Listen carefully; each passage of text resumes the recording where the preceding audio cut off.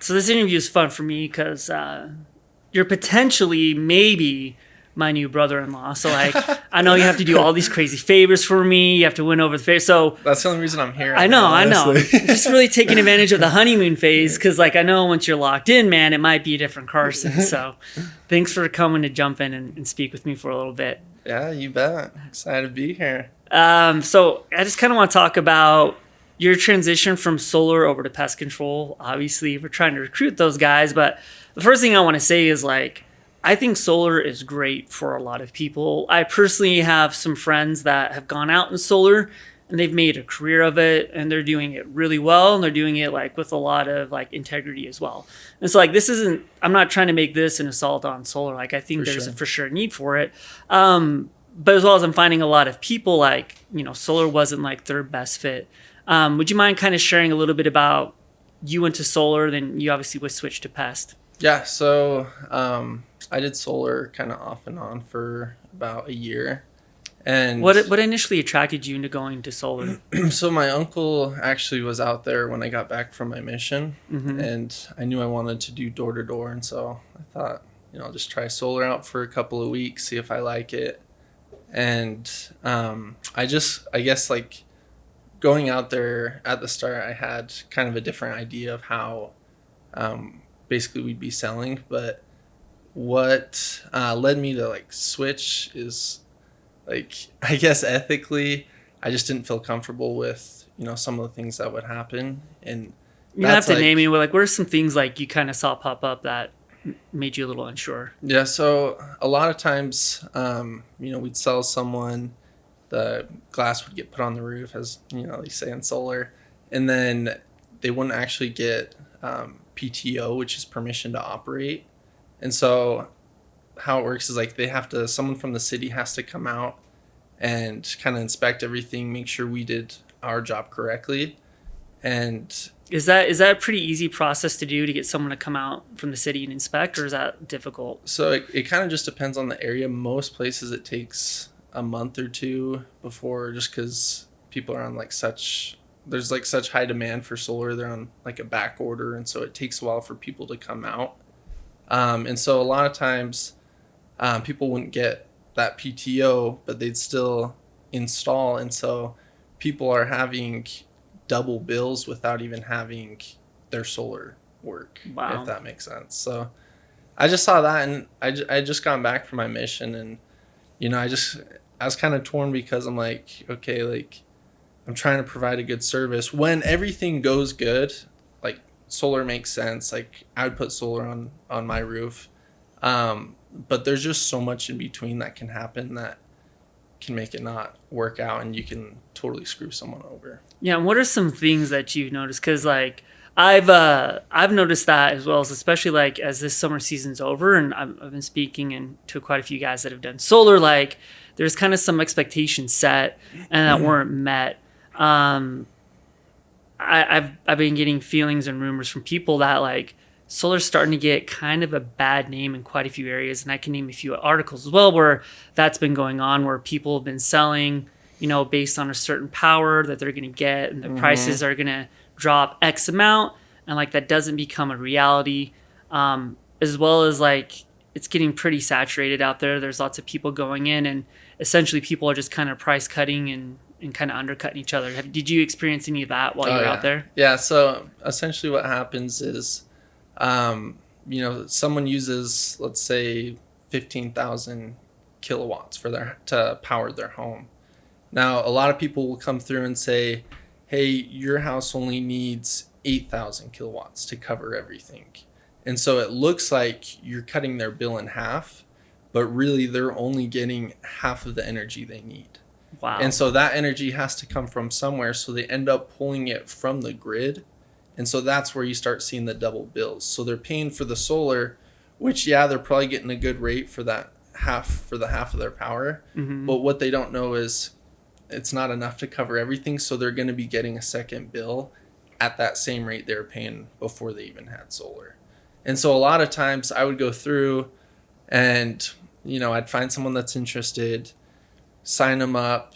And the other thing that kind of was hard was, you wouldn't get paid until everything's installed. Mm-hmm. So it's a lot of following up, every week, 2 weeks, just saying, hey, like, everything good?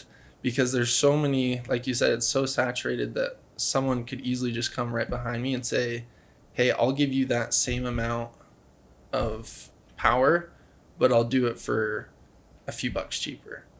And then all of a sudden you're completely not even in the picture anymore. And so it's just kind of disheartening when you spend all that time with someone and then just ends up, falling through and you don't get the sale. So Yeah, and I talked with quite a few guys as well too. Like they were on the impression that they had, so many sales over the course of the summer, and then the same thing. Like they thought they were going to make, 100,000 or whatever, but then what actually got sold and installed was completely different. And they talked about that too. Like once you've been undercut a few times, like just the anxiety is real, right? Like you're constantly on your installers, you're constantly talking to your customers, making sure they look good. And I even remember, encountering this one guy that undercut. This customer like didn't even end up using Sumler. He's like, yeah, like you sold me on it. Then I got offered a lower price here. And so I was super sketched out by that. So I chose to go with this other company. And then someone else came in and offered something lower there, right? Yeah. And a lot of people that have been kind of burned by that, like that reputation sticks around. Like those glass roofs are on their roof forever. And I remember a conversation I had with one of my friends in Arizona where he felt really bad after it got installed. Like he was under the impression that everything was good as far as getting the power turned on, getting everything connected and permitted. So he was out making these sales and he had a few installations, and he got paid and he was stoked. And he's like, then all of a sudden, like weeks later, I started getting messages from my customers like, hey, like, why isn't my solar switched on? Hey, this isn't connected. Hey, things aren't working. And when he's trying to get a hold of the installer and the company he's worked with, like, there's like, oh, this is normal. And then he ended up getting ghosted, man. And so he ended up just walking away from door to door altogether, and he got involved in financial services. I don't know if you had any experiences like that as well. Yeah. So I actually had this one account that I sold. It literally took 6 months and that's after. So it took 6 months having the solar panels on the roof to even get the system turned on. Wow. And the problem with a lot of these solar companies is their call centers are in like the Philippines or like, different countries. And so when people do call in, you can't get a hold of anyone, like they barely speak English, and it's like super frustrating because they're on different time schedules too. So a lot of times they just don't even answer. And so, yeah, I had this one customer. It took 6 months to get them installed, and after at least part of the financing company we were using, they have it in the contract that after like 3 or 4 months of having the solar panels on the roof, regardless of if the system's turned on, they'll start sending you monthly bills. And so this dude, and like, I didn't know what to do. Like, I just barely started door to door. I'm like thinking this is, I'm helping people. And a lot of times I was lowering people's rates and things would work good. But I mean, what do you do in that case scenario where, it's this multi-million-dollar company that's not coming through on their end? Like, I can hop on the phone and try calling customer support, but and it just like gives you a bad rep, and then it's hard to work off referrals. Like, it's hard to keep working in that neighborhood just because everyone's like, hey, that guy didn't get. You can't say I just worked with your neighbors, the Johnsons. Cause yeah, they call him up and they're like, stay away from this dude. Yeah. So just a lot of stuff there's just so much that can go wrong, and that's ultimately what led me to kind of switch to pest control. Well, I mean, let's talk a little bit about that. So like, outside of getting the financing, the credit checks, getting the roof measured, like, what are other things that can get in the way of getting an installation done? So I guess just like when you get to a neighborhood, you have to look at the roof planes. You gotta make sure those are clear. You have to make sure you have a south facing roof. No trees blocking it. You can't sell renters. let's see, a lot of the times, like, you go to sit down with someone, and the decision maker isn't there, but the spouse still wants to hear you out. And I was selling in Dallas, and so we were driving like 30 or 45 minutes. And before I started closing my own deals, I would have to bring a closer all the way out to where I was. And so I was just like praying, I'm like, please have the decision maker there. And so, yeah, like a lot of times, like I'd even, like we'd sit down with like the initial kind of meeting to go over solar. And as soon as you mention solar, people are like, solar? I don't want to put solar panels on my roof. And it's just like, I don't know, the whole process just takes so much longer. And so like, it was just like super disheartening when like you go through all of that work, you know, you're knocking the hours and just for to have deals canceled just to get undercut. And just I don't know, it was a lot better transition. I was super happy to, you know, kind of see the pest control side and see that, okay, you can get sales in less than 10 minutes. You don't have to follow up. You don't have to sell year round. Because that was like the other thing, like because you are following up so many times with people, it's super hard to do it like just for the summer. Yeah, and that's the other thing I want to follow up too. Like, yeah, if you want to do door to door, you know, for the rest of your life, if you want outdoors for the rest of your life, like I think that solar is a great route to go, you know, but it's a year round deal. And like most of the guys that I feel like you're competing for is we're trying to get the most out of like 3 to 4 months, right? And so I'll see guys that'll sit down, you know, some with these solar companies, and they'll elongate what their rep makes, you know, from 3 months to over the course of a full year. And that's rarely the scenario that I've seen. So, and you'll see a lot like on social media where guys are like, you know, making way more doing solar, and I got X amount of dollars in the pipeline. But a lot of times, and this is obviously from my perspective at, you know, my company, most of the times those deals didn't go through. So I remember my best week I had sold over like 20 grand worth, like pretty much in commission that I'd be making. And like half of those deals went through. And so it'd be super easy to, you know, kind of go on social media and say, you know, this is what I'm making, and, you know, this is how much money I'm at for the week. But in reality, because of, you know, how many solar, because like, especially knocking in Texas, even when I was doing pest control, a lot of people were like, are you here for solar? Are you trying to sell me solar? And so it's super nice being like, no, I'm just the bug guy. I'm just the bug guy. Finally, just the bug guy. Yeah. I was kind of actually really surprised. So my other brother-in-law, Eric, works out there with you too. And I remember talking to him over the course of the summer a little bit. And I was just blown away, like that was an objection, you know? Like typically, like obviously there's like no soliciting, right? But he was saying like literally people would have like the handwritten notes of like, we're not interested in solar. Like there would be many times where he and his reps would go into an area, and like the biggest objection they're trying to overcome was people. I'm like, whoa, if this is solar, I'm not interested. Yeah. And so a lot of times it was just getting over that first initial hump that like, hey, I'm not selling solar panels. I'm just taking care of the bugs. And so for people that are like unaware, like what kind of financial commitment would you say an average solar deal is, and like how many years is that paid over? Yeah, so in Texas, I feel like the average system size is 10 kilowatts, more or less.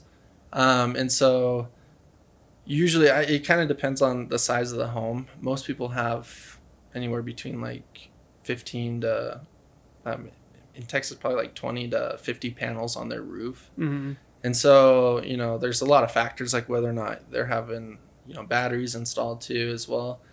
But like on the cheaper end, systems are like 50,000 to I've seen up to 250,000. And so that's a huge commitment, man. Right. It's a 25-year contract. And so that was like another part where people would get caught up is like, hey, I'm not going to live here that long. And yeah, it can transfer over to the new homeowner, but a lot of times it'd put like a lien on the house. And so it just causes like a whole bunch of headaches when people do decide to sell. But yeah, it's anywhere from like 50,000, I'd say, on like the really small systems, and then up to $250,000-$300,000 for the loan. Yeah, and it's going to take, years and years and years for them to recoup that cost and energies, right? And it's just kind of like on the flip side of that, like when I speak with you, and I've spoken from other people that are switched from solar, it's almost like kind of a sigh of relief. So let's talk about how simple the pest control sell is, right? Yeah, so that's like one of the biggest things that really led me to switch over from Moxie is just how quick the sales were. It's like, get on the door, like, I'm here to close you, we're getting this done, and then on to the next one. And I just didn't want to do it year round. I liked the idea of making all of your money in 4 to 5 months. Well, I mean, we even go to the deal side, right? Like, you're coming in from trying to talk these people in these huge, expensive deals. And then, like, in pest control, contract's going to be $600-$900 a year. Like, that's it. It's a 12-month agreement, 2 initials, a signature. Mm-hmm. There's no inspections. There's no, credit checks. Like, you can sell renters. You could sell renters. That's really nice. Yeah, and the other thing is, like, most of these like solar companies are like really new, and so at least the one I worked for, like, they didn't really have a pitch. It was I remember my manager, he'd always tell me that he firmly believed he could send a monkey out with the pitch on a piece of paper and you'd find people to sell. That's super inspiring. And so for me,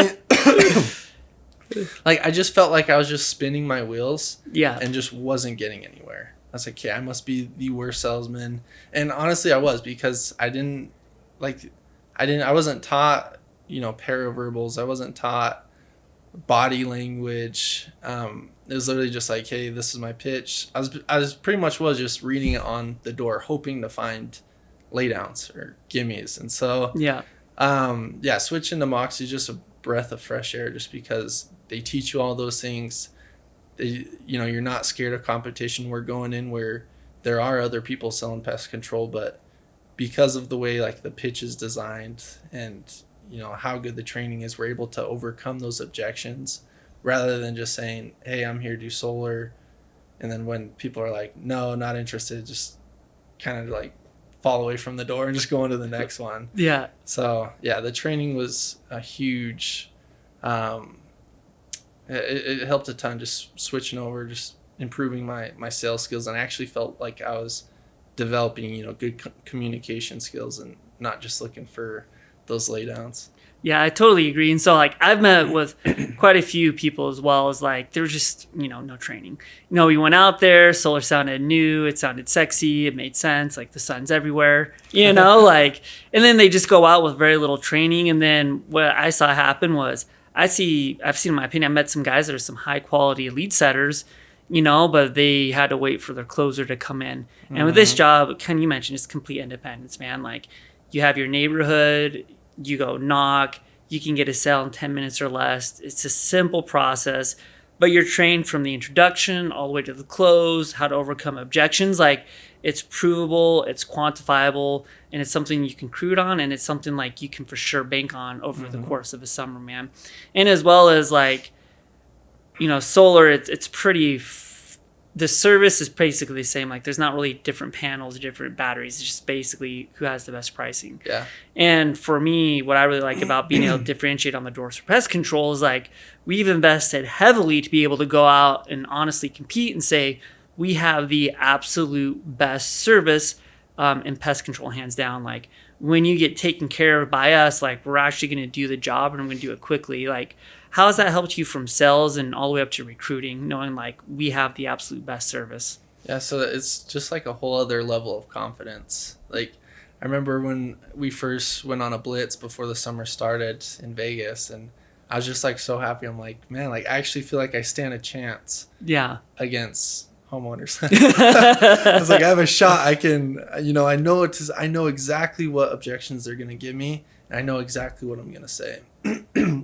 And so to, like, answer your question, as far as, like, recruiting, it's helped a ton because I can tell people, like, no, like, Moxie has the training, they have the service, and I just feel good, trying to get, influence my friends to come out and do this, because I know it's going to better their lives. It's going to make them better communicators and also make money on top of that. Yeah. Well, I mean, it's the same thing. Like, whether you're looking at this or not, like, I think money for sure needs to be driven, right? Like, I definitely got into this to make money, and I'm still in it to make money. But the satisfaction I get from selling a high quality service, from watching reps come out, be successful, and do something that's teachable and trainable and repeatable, gives me a lot of confidence as we're looking to grow a lot, these next 5 years, about what we're going to be able to do as far as we go compete and what we need to do to win. Mm-hmm. And so for anyone that's looking into going into door to door or is looking at different routes they could go sell, like, what advice would you give that first year sales rep? Yeah, I'd say definitely look at the training, look at what the companies are going over with you in like your initial meetings and when you go over contracts, because I know with Moxie it was super weird actually, like seeing Eric like talk about like principles and like being, having gratitude and like having integrity, and that was like you said, like the money's good, like obviously we're out here to make money, but it was just cool seeing him say like the money's gonna come, just have a solid foundation, have these good core principles, and then everything else will work itself out. So I definitely say look at, you kind of have to filter out the noise, filter out the people who are saying you'll make the most over here, because honestly with sales, like if you get good enough, you can make money doing anything, selling anything, and I think those are probably the biggest things. But I'm glad that you brought that up too. So like when I'm talking to like first year reps, obviously I'm trying to recruit them to come sell with me, right? But like when they're trying to decide, I'm like, what does your company talk about, man? What do they preach about, right? And where I hope we can continue to stand the difference is like, what Eric Taylor did, right? Like we're looking for people that are principle based or wanting to be principle based, that actually care about selling a quality service, care about the way their customers are going to be treated, cared about the way the reps are going to be recruited, and the way that people are going to be compensated, like honestly and fairly too. Like those are all things that we're hoping to bring like super high quality people like you to the table that we can continue to build and to grow with over these next few years, man. And like when I'm talking to a lot of lead setters out there too, I'm just like, you should just sell pest control. Like you're going to make, we'll say $250 to $600 or more just on the general pest control account alone. You can upsell mosquitoes, you can toss in a termite inspection, and you can do that, 3, 5, we have guys that do double digit days. Right. And for what you're getting paid to lead set, like you could be making way more just actually selling pest control and upselling on additional services. So like, why don't you kind of tell me about some of the experiences lead setters had with you guys? Yeah. So, and that's actually, it's kind of sad. Like a lot of the lead setters, they'll get paid, $500, $600, sometimes even $1,000 for each deal that they set. But most of the time, especially in Texas, because the system sizes are bigger, there's like $15,000 to $10,000 in the deal itself. And so the setters think that they're getting a good deal and they're making a ton of money, when in reality they should be getting half of that.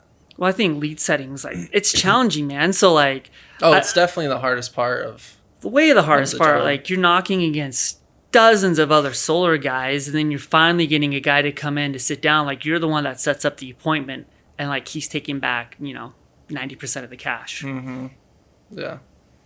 Yeah. So once again, I'm like, just come sell pest control. Right. Yeah.